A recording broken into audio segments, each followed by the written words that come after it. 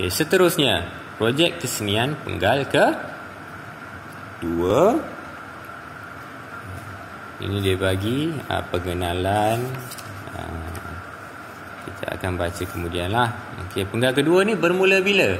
Bermula pada bulan 6 sehingga bulan 12. Penggal yang pertama ni bulan 1 lah. Okey, bulan 1 sehingga bulan 6. Okey, sehingga kita cuti pertengahan penggal tu selalunya bulan 6 lah. Naik cuti pertengahan tahun. Bukan cuti pertengahan penggal. Kalau cuti pertengahan penggal adalah bulan 3 dan bulan 9. Okey. Jadi kita akan mulakan yang ini. Bermaksud buat masa ni dalam PKP kita akan belajar topik 1 sehingga topik 5. Baik, ini adalah yang dia bagilah tajuk umum, tapi teknik apa yang kita nak tekankan. Okey, cikgu di sini pun dah bagi tahu jelas. Poster, teknik poster. Tapi apa yang ada dalam poster ni? Dia nak tekankan teknik montage. Montage apa? Kita duk dengar video montage. Tapi dalam seni visual, kita buat poster, kita buat teknik montage. Macam mana tu? Dan dia gabungkan dengan teknik lukisan. Kalau montage semua, susah nak cari nanti bahannya. Jadi kita gabungkan dengan teknik lukisan. Okey, seterusnya ini muka surat ini akan ada panduan. Jadi ibu bapa dan juga kamu sendirilah jangan risau berkenaan dengan tak faham, tak nampak, tak tahu. Sebab buku teks seni ni darjah 1 sehingga darjah 4 dia beri secara jelas dan sebagai modul panduan. Dia bukannya bagi soalan dan suruh buat sahaja. Kita boleh rujuk. Jadi gunalah sebaiknya buku teks ni. Okey, rujuk, jangan tak tengok langsung. Okey. Okey, indahnya dasar laut. Ini topik yang ke-7. Okey. Apa yang cikgu ni buat dengan anak-anak murid dia? Okey, teknik apa ni? Okey, cikgu tunjuk secara jelas teknik cetakan. Apa itu teknik cetakan? Dia ada barang-barang, teknik sutera, saring sutera, benaman, timbulan.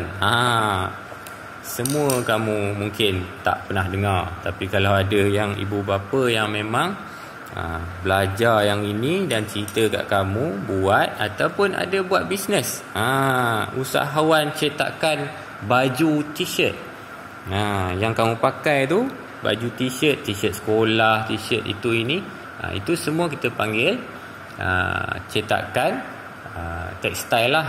Okey. Nah, sekarang ni banyak teknologi. Okey, yang paling biasa adalah cetakan saring sutera.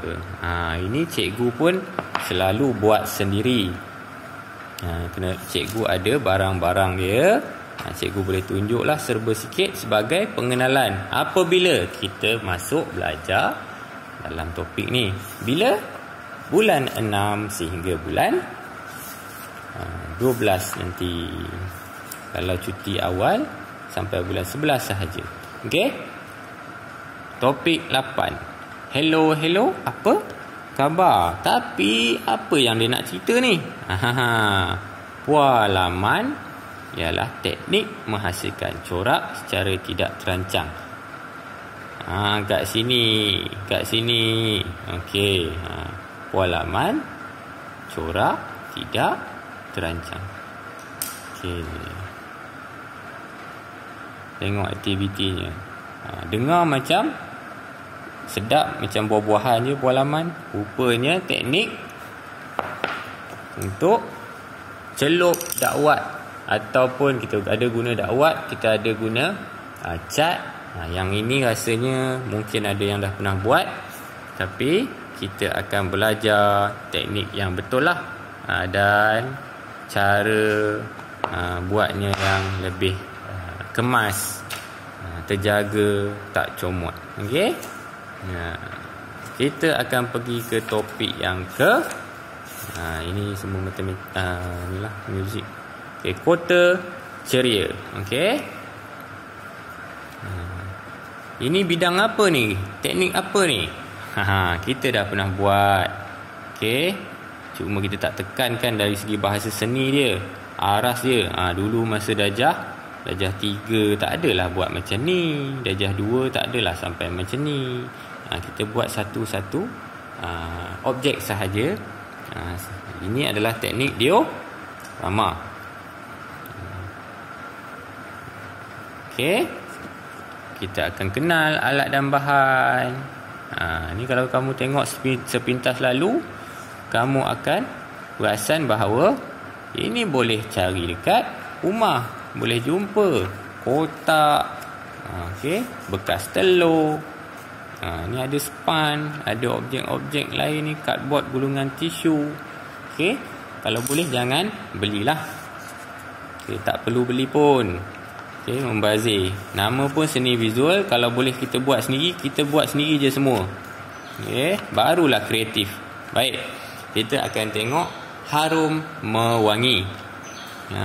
Ini adalah dalam bidang, kalau seni tu dalam bidang mengenal craft tradisional. Tengok betul-betul.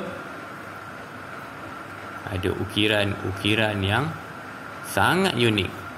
Kita boleh lihat di barang-barang lama, rumah-rumah lama. Ukiran-ukiran kayu ni. Yang moden pun ada sekarang. Guna mesin. Ada yang masih guna ukiran menggunakan manual tangan ni. Kita akan mengenali siapa tokoh ukiran negara. Okey, kemudian kalau kamu pernah tengok lah ukiran-ukiran rancangan-rancangan masakan. Okey, ada ukiran-ukiran buah-buahan, sayur-sayuran. Itu juga adalah seni. Okey, seni craft. Tapi adakah kita nak ukir buah? Buah tak tahan lama. Nak ukir kayu macam ni, ini arasnya terlalu tinggi. Jadi kita akan ukir sabun. Sebab apa? Kita nak mengenal craft tradisional, bukannya sampai hasilkan produk yang boleh dijual seperti mana di kedai-kedai. Okey, tapi kalau ada orang nak beli sabun yang kamu ukir, jual je lah. Seterusnya adalah kita tengok buku teks bahagian paling belakang. Tadi adalah topik yang terakhir. Dah 10 dah topiknya. Okey, kita ada glosari. Jadi murid-murid ataupun ibu bapa kalau macam tak berapa faham, tak sempat nak tanya cikgu, kadang anaknya tanya terlalu banyak berkenaan dengan istilah-istilah. Jadi bukalah pada muka surat 104 buku teks pendidikan kesenian tahun 4 ni. Tengok istilah-istilah yang ada. Dia macam kamus lah, glosari ni. Acuan, apa tu acuan? Bahan digunakan untuk menghasilkan suatu struktur. Diorama cikgu ada sebut tadi, suatu binaan atau model yang memberikan gambaran seperti situasi sebenar dengan berlatar belakangkan imej dan gambar. Jadi kita fahamlah serba sikit. Daripada nak pergi Google, tanya Google berkenaan dengan dia punya istilah dia. Ini yang muzik punya lah. Samalah nanti kalau cikgu muzik ada buat sesi bedah buku. Ini yang cikgu cakap tadi, paper mache. Okey, kertas, kepingan kertas yang dicampur atau dilumat dengan gam. Atau tepung kanji. Tepung kanji tu mak kamu mungkin tahu. Jadi jangan kata tak ada bahan. Kita boleh guna banyak bahan seni ni, kita olah.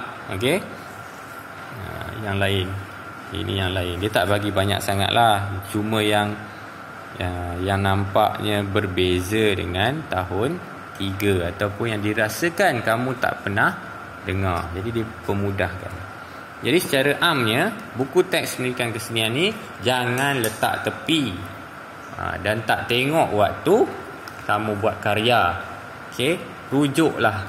Sebab ini adalah panduan utama cikgu dan juga panduan utama kamu.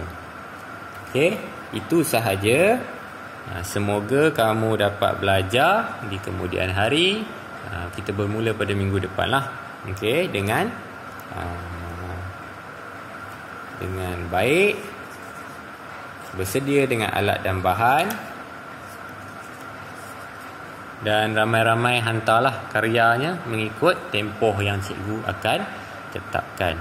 Okey, dan cara macam mana nak hantar, cikgu akan bagi tahu kemudian dalam Google Classroom. Okey, terima kasih. Jumpa lagi pada minggu hadapan.